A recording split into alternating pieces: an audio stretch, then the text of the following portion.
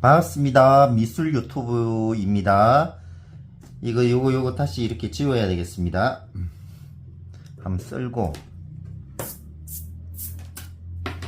자, 지도를 보시면 여기가 우랄 산맥이 있죠.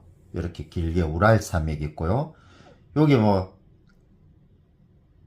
카카스 산맥이 있어요. 카카스 산맥. 그리고 여기 보면 보로스 해협이에요. 요게 요 해협인데 여기가 터키죠. 근데 지금은 티리키예라고 하고요. 요게가 그리스고요. 요 그리스 앞에 있는 요게 에게입니다. 그리고 지중해고요. 그리고 요게 보시면 이탈리아인데 또 뭐같이 생겼죠. 장아같이 생겼다 한데 이건 좀 아니라서 이렇게 해드리고요. 그리고 요게가 프랑스, 독일, 그리고 영국이 되겠습니다. 그러면 요 지역을 우리가 유럽이라 그러고요. 서양이라 그러죠. 그러면 여기서 나타난 그림을 서양화라 하는 거죠. 웨스틴 페인팅이라 그러죠. 그러면 이 기준에서 반대 동쪽의 요 지역을 동양이라 그러고 여기에서 나타난 그림을 동양화라고 하는 거죠. 그러면 동양을 보시면 요 위에가 동북아시아죠. 그리고 극동아시아라 하고요. 요 밑에가 동남아시아라 그러죠. 그러면 여기가 중앙아시아가 되는 거죠. 이렇게 되는 거죠. 그러면 우리나라가 속해 있는 동북아시아에 대해서 얘기를 해보도록 하겠습니다. 이 중국이 있죠. 그러면 중국에 있는 그림을 중국화라 그러고, 한국에 있는 그림을 한국화라고 그러고, 일본 사람들이 그린 거를 일본화가 이라고 얘기를 하겠죠. 그러면 중국화를 먼저 보도록 하겠습니다. 중국은 수당 송건 원명청이지만 그 중에서 미술사에서 가장 중요한 왕조는 송나라라고 보시면 돼요. 송나라는 960년에 조강윤이란 애가 건국을 했어요. 요 지역이라 보시면 돼요. 요 지역에 건국을 한 거죠. 송나라가 이 지역에 건국을 했는데, 그리고 쭉 나가다가 여진이 세운 금나라에게 1126년에 멸망을 한 거죠. 어떻게? 송나라 황제가 잡혀가지고 죽은 거예요. 그걸 정강의 변이라고 합니다. 그래서 그 종실 왕실 중에 강왕이라는 이름은 조구라는 애가 양자강 이남, 여기는 항아강이고요. 요 밑에가 양자강 이남에 내려와가 수도를 잡은 거죠. 그 지역이 임안이라 그러는데 현 위치는 항저우라고 되어 있네요. 항저우로 천도를 하면서 남송 시대를 넣은 거죠. 그래서 송나라는 이 지역에 북송이라 보시면 되고요. 이 지역을 남송이라고 보시면 돼요. 남송. 그럼 남송하고 북송은 어떤 차이가 있는 거 보면 이 남송의 자연 지역이 안개가 많이 끼는 지역이라 그래요. 그래서 이제 공부를 했던 문인, 선비 이런 사람들이 심심하니까 이제 서예도 쓰고 그림을 그렸죠. 그 그림이 문인하라 그래요. 이제 공부한 사람들이 그린 그림, 문인하라 그러죠. 가장 대표적인 것이 사군자라 그런 거예요. 사군자 더 심심하니까는 그다음 파초도 그리고 뭐도 그리고 그렇겠죠. 또 심심하니까 양자강 이남의 풍경을 먹으로 그려낸 거죠. 그거를 수묵화라 하는 거죠. 수묵화. 그래서 남송 시대는 이 문인화하고 수묵화가 나오게 된 거죠. 근데 이 그림의 들의 특징은 일필화예요. 한 번에 그린다고 보시면 됩니다. 그래서 요게 이제 뭐 서예 같은 경우에도 뭐 한 번에 그리는 예술로 뭐 할 수 있겠죠. 그래서 남송 시대에 일필적인 개념의 미술이 등장하게 된 거죠. 그럼 북송은 뭐냐? 북송은 이런 게 아니고 어떤 요구에서 그려지는 장식을 하기 위해서 그려진 그림들이 있었던 거죠. 그게 채색화라 보시면 돼요. 그래서 이 채색화는 다필 개념이라고 보시면 돼요. 다필화라고 보시면 돼요. 그래서 중국화는 크게 일필화와 다필화, 그리고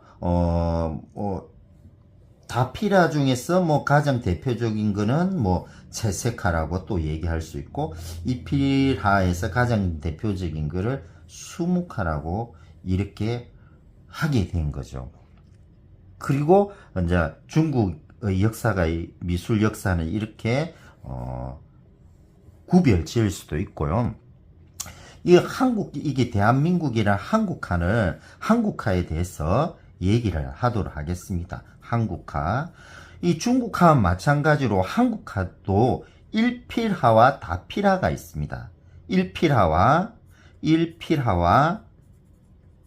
이제 다필화 두 종류가 있겠죠.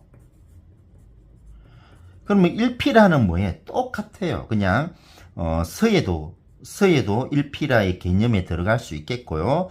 그리고 문인화가 들고 수묵화 이런 개념이 들어갈 수 있고, 다필화는 뭐냐 하면은 칠하고 말리고 또 그 자리에 칠하고 말리고 해서 그림을 완성하는 기법이라고 보시면 되는데, 역사적으로 이렇게 보시면 옛날에 고분백화가 되겠죠. 고분백화.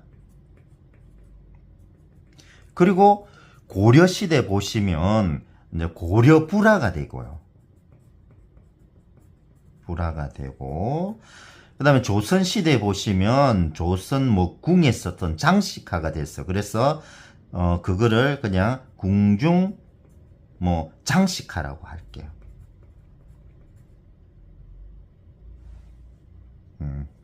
식자가 틀렸네요. 장식화라고 그렇게 얘기를 하고, 그 다음에 이제 조선 말에 이제 등장한 민화가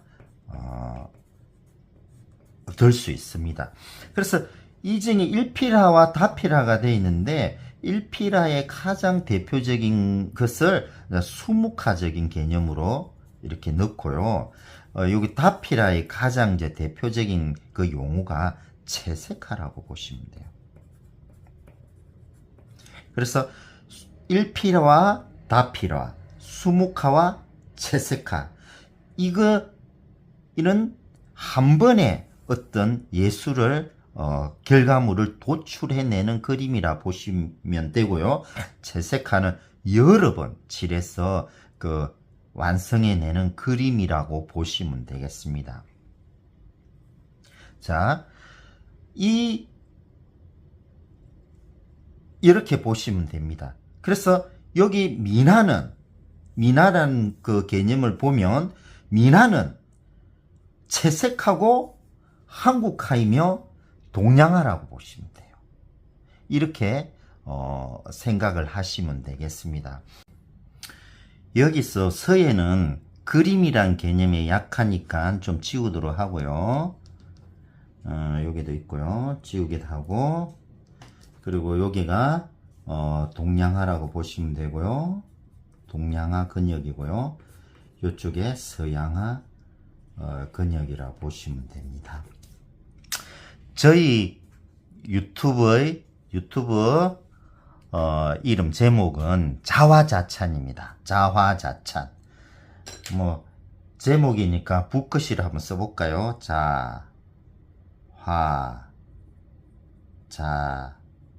찬. 좀 있어 보이게 한번 한문으로 좀 써봤죠. 스스로 자자가 됐고요. 그림 하자가 되겠죠. 참 잘 쓴다. 음에 잘 쓰는 것. 자, 이 정도로. 그리고, 자, 이 백자네요. 죄송합니다. 이게 작대기 하나 더 넣겠습니다. 자와, 찬이, 하면서 말씀 은에다가, 이거 뭐야, 이거. 하여튼, 자와, 자찬이라고 보시면 돼요. 자와 자찬이라는 뜻은 자기가 그린 그림을 스스로 칭찬한다는 뜻으로 자기가 한 일을 스스로 자랑하는 함을 이런 말이다 라고 보시면 돼요. 자화자찬. 그리고 줄여서 자화. 스스로 그리는 거죠. 그러면 이 유튜브는 스스로 그리는 법과 스스로 구성하는 법에 대해서 설명하는 유튜브라고 보시면 되겠습니다. 자화자찬의 어떤 방식은, 자화는 이게 우리나라의 그림 중에 미나의 양식을 좀 따르도록 할게요. 미나는 아무래도 민속적이고 좀 서민적이겠죠. 이 장식적인 거 말고요. 잘 그리는 거 말고 좀 서민적이고 어눌하고 못 그린 거. 못 그리면 어떻습니까? 스스로 그린 게 더 중요하겠죠. 자화자찬이라고 보시면 되겠습니다. 오늘은 이 정도 하고요. 다음에는 동양화와 서양화를 가르는 기준에 대해서 말씀을 드리도록 하겠습니다. 날씨가 점점 무더워지고 있습니다. 살펴 들어가십시오.